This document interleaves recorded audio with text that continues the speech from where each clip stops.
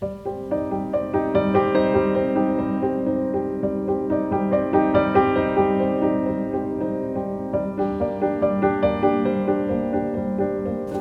there everybody and welcome to Brambletye. This episode has actually been done from the vegetable garden. So as you probably already know, I'm Lynn and I'm Steve. And this is Button, who wants something to eat. Anyway, I've just given us something to eat. As I say, we're filming at the moment from the vegetable garden that we created last year. We will actually be talking about that later on in another episode. So let's get back to what we talked about. During this particular episode, we're actually going to hopefully disclose a little bit more information about us. And also try and cover some of the questions that people have actually been asking. First of all, we've also got to welcome Australia. Oh, thank you very much, Australia. A lovely lady called Shirley from Australia is our first person that we've had a comment from that particular neck of the woods. Obviously, we don't have to forget all those people from all the other countries that's been subscribing and watching the vlog. So thank you to Australia, USA, Italy, UK, Canada, wherever else you're from. Keep watching, and questions and answers are so important. So, Steve, you wanted to say something?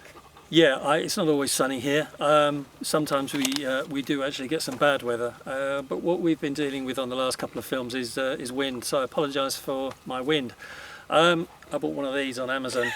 And it's not your beard, is it, sweetheart? No, that's all you're seeing. It's one of them. It's adapted to fit our camera, because actually that shape doesn't fit our camera, but it doesn't matter. Anyway, I should know better, to be fair, as you'll find out later on down the vlog today. Anyway, apologise for those people who have corrected me on the questions, but good for pointing it out too.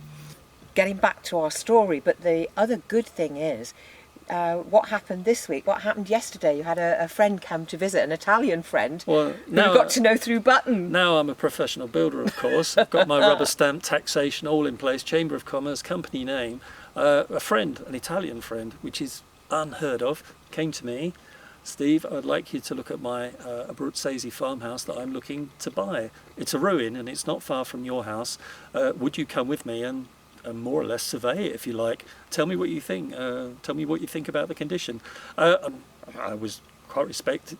It was nice that he had asked me, but I really haven't been a builder that long. And I think really that's sort of getting back to our actual story about, let's get back to who we are. So Steve's kind of told that story, but you've also gathered that he was not a builder in the past. Even though that you've been building our property, you've become a builder and you've got a building company here. So who are we? Well, I'll start off first, actually.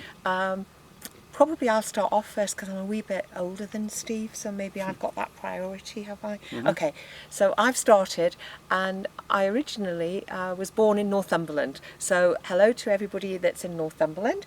And what happened is I left there when I was 18, and I went to study at a teachers training college in Nottinghamshire.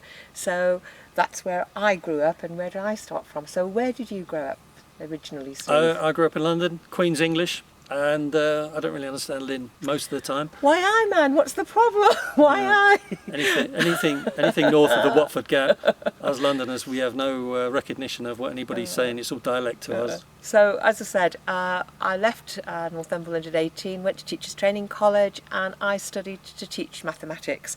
And I actually taught mathematics for 5 years. So that was the beginning of my career. Teaching mathematics to secondary school children. And during that time, where were you, Steve? I was probably trying to get into the cinema, X-rated movies at the age of 16, probably. Oh gosh, yeah. I can think of a couple, probably shouldn't mention them. But no, I was looking for a career in, I eventually started initial work at a commercial lighting company as a design draftsman. and it's probably why I'm a bit like I am. It's a bit precise and it's a bit technical And a bit geeky sometimes? Yeah, no, I understand. I mean, I was had a couple of job interviews for people like Marconi of the day. They were the original inventor of the radio wireless, which I'm sure a lot of Americans are going to disagree with.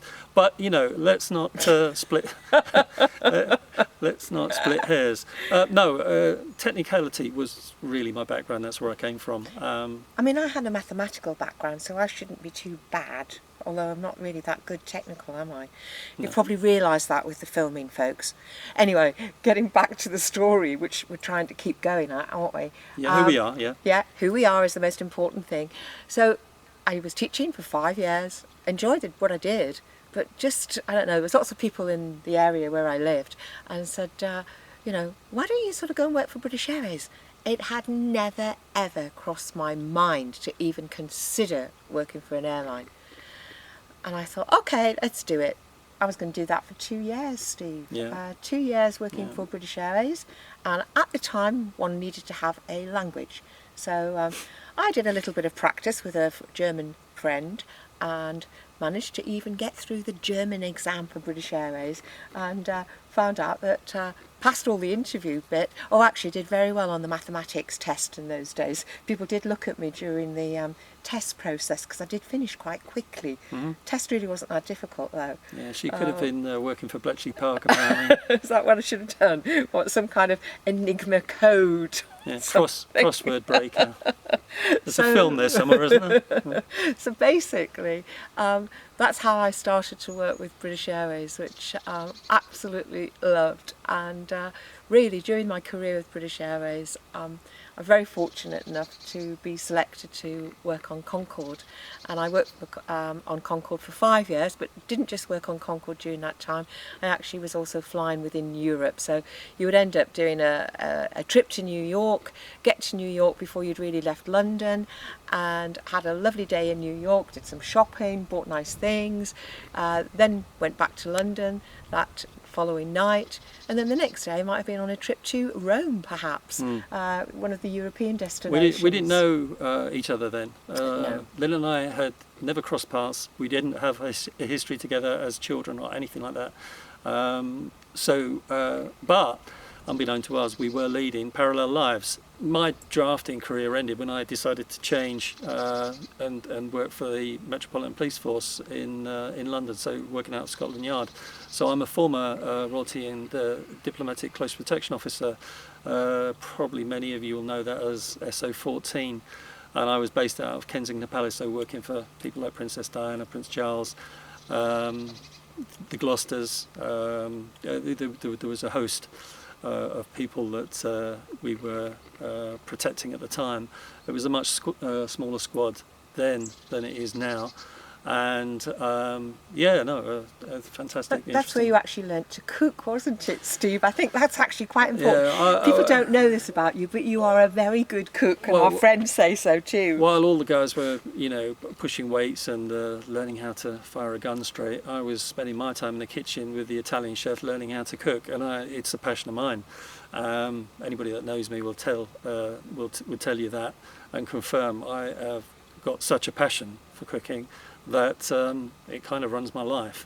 I think your attention to detail on the cooking is much better than mine, definitely. Yeah. I must say that. Yeah. But I mean, no, you learned to cook during that time, and as Steve was just saying, sort of maybe running sort of some parallel lives somewhere along the line. Yeah, I mean, we spent some of our time on a plane, British Airways whatsoever, the very company that Lynn was working for. I mean, we would be skiing in the winter at places like Gloucester's, and we would be up at Balmoral in the summer with the royal family. Most of my work was holding a fly fishing rod. Queen Mother bought me a lovely set of fly fishing flies for a birthday present, actually. And we've both got fishing rods, and we fish down in the Adriatic now as well, don't we? No, That's something I'd never done in the UK, but I've got a fishing rod now. You can catch some nice fish off the beach here. A lot of the spigolets, which is the sea bass, can be up to 2 feet long, and they'll come in by the rocks, and they'll they're coming in for breakfast, lunch and dinner. But anyway, moving on. Okay, so as I said, worked on Concord, and during that time, absolutely fabulous time. The best time, I would have actually said. During that time, I was fortunate. I've done round the world, and at that particular time when I did round the world, didn't actually do the full round the world on Concord. I did half of the journey on Concord, but people were actually paying $55,000 per person to do that particular trip. I think I also met so many lovely people that actually, it was whether the whole family had clubbed together so that the grandmother could actually have a seat on Concord and do a trip round the bay. And the plane was full of 100 people, whether it was for people's anniversary, people's birthday, sometimes because it was for somebody to go on a plane for the very first time. And you were telling me, reminiscing, obviously when we make these vlogs we have to think about what the footage is going to contain, and it's funny that while I was in close protection for the royal family, Lynn was doing something in New York which was also connected to that's funny. Princess Diana. Whether you can remember or not, but they did auction off a lot of Princess Diana's dresses, and they were actually auctioned in New York. Well, I was actually on the flight, working the flight back to London, and one of the newspaper tabloids actually bought from the auction one of the dresses, and we got our photograph taken. I'd never met Princess Diana, although Steve did, but I actually saw this beautiful dress that she had worn at some point, which is fabulous. But I think really moving on from there, I've done recruitment for British Airways. I mean, I can go on and on and on, and you'd be probably pretty bored sick if I sort of said too much. I think you've already had the boring bits, haven't you? But we shall show a few photos, and you can sort of see what we've been up to. Yeah. So. Yeah. Well, I carried on. After retiring from the police, I carried on. Well, in actual fact, it was about 2002. The news, international news, called me. A particular company, everybody will know very well, and asked me if I wanted to do some news work as a security analyst, and I wasn't overly mad about it at the time. We'd met at that point, by the way. Yeah, we had met. Now. We had met. The news is of great interest to me. I'm very interested in understanding, and was always interested in filming anyway. And anyway, obviously one of the big early stories of the 2000s were the Twin Towers, and I was used as an analyst for that particular event. And from there, it really flourished. Many international news companies then contacted me.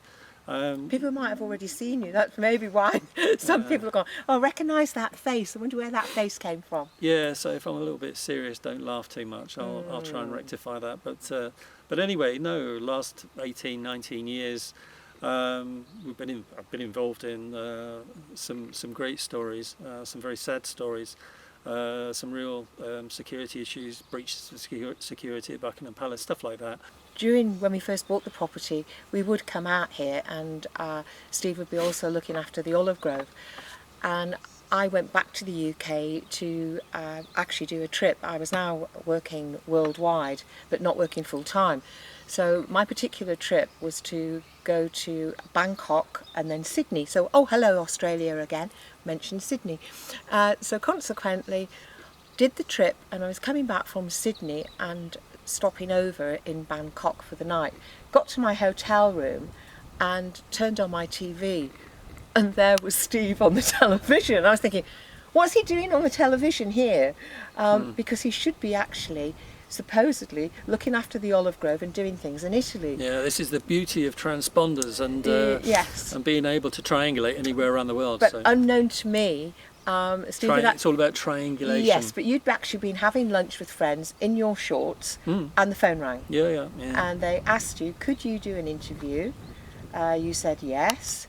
It's not unusual. It wasn't as easy for them, but you actually ended up, cut the story sort of short, Steve got escorted through an area of Italy, Yeah, didn't yeah. you? Under police Police escort. Police escort, and it was only because I was using a phone to try and find where I had to go to, and policeman knocked on the side of the car window because I'd stopped in an incorrect place on the side of the road. When I told him what I was doing, he looked at me and he said, "Really? You're famous?" "No, I'm not famous. It's my work." And he said, "Oh, don't worry, I'll take you there."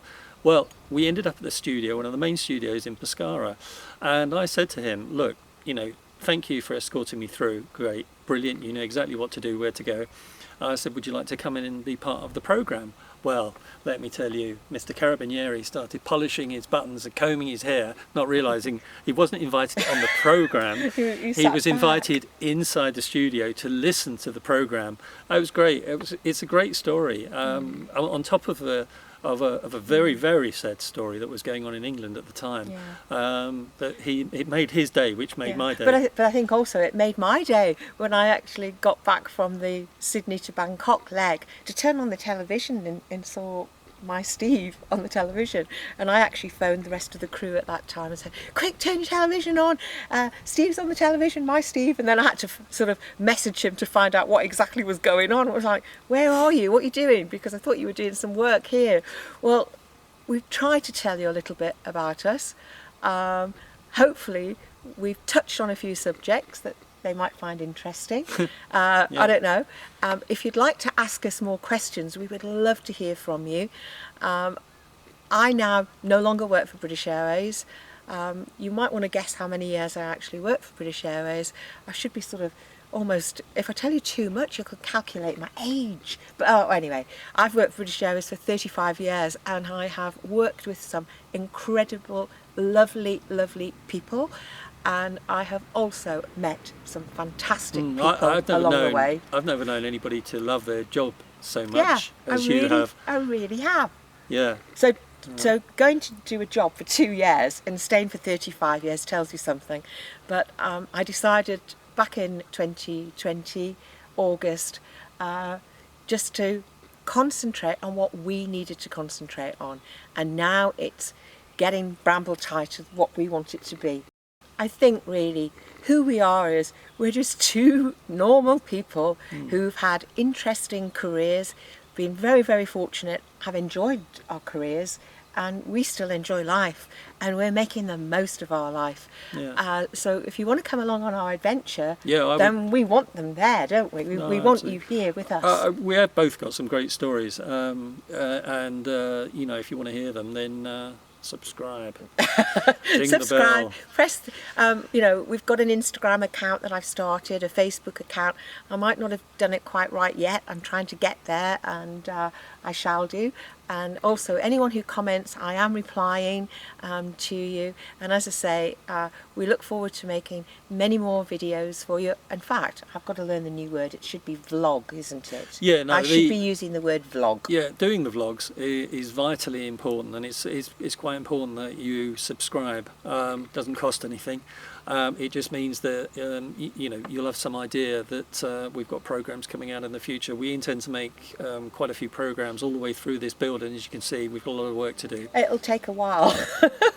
Anyway, so I would say from Lynn and from Steve, and we can't really show you Button at the moment because she's lying down in the sun, fast asleep, and we can probably tell you a little bit more about Button another day. So sort of buongiorno, ciao, alla prossima. Oh, here, ciao. She's jumped up. She's jumped up. Anyway, mwah.